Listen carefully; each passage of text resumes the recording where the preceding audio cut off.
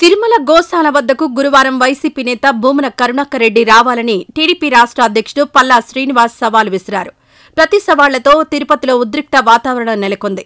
పెద్ద ఎత్తున కార్యకర్తలు, నేతలతో శాంతి ర్యాలీ నిర్వహించి కరుణాకర్ రెడ్డి చేస్తున్న అబద్దపు ప్రచారాన్ని తిప్పికొట్టాలని కూటమి నేతలు పిలుపునిచ్చారు. మంత్రులు, ప్రజాప్రతినిధులు, వారి పిఏలు, గన్మెన్లు మాత్రం గోశాల వద్దకు రావచ్చని, శాంతి భద్రతలకు విఘాతం కలిగించవద్దని ప్రభుత్వ అధికారులు కోరారు.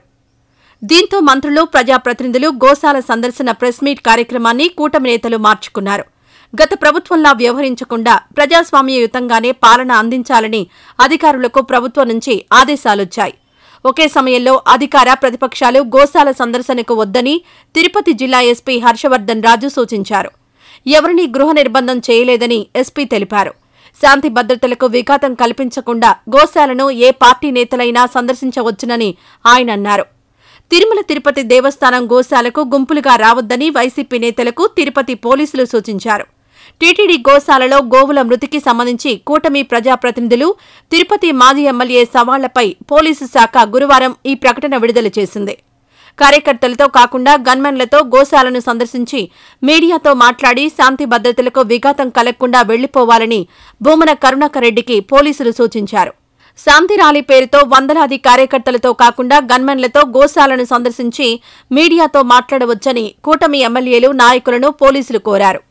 శాంతి భద్రతలకు విఘాతం కలిగిస్తే చర్యలు తప్పవని పోలీసులు హెచ్చరికలు జారీ చేశారు. కాగా టీటీడీ గోశాలల్లో మూగజీవాల మృతిపై రాజకీయ రగడ జరుగుతోంది. వైసీపీ, కూటమి నేతల మధ్య మాటల తూటాలు పేలుతున్నాయి.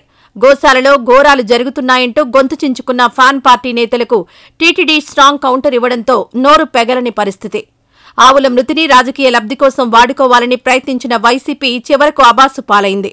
గత పాలక మండలి నిర్వాకాలపై విజిలెన్స్ నివేదికలోని అంశాలను గత వైసీపీ ప్రభుత్వం తొక్కిపెట్టింది.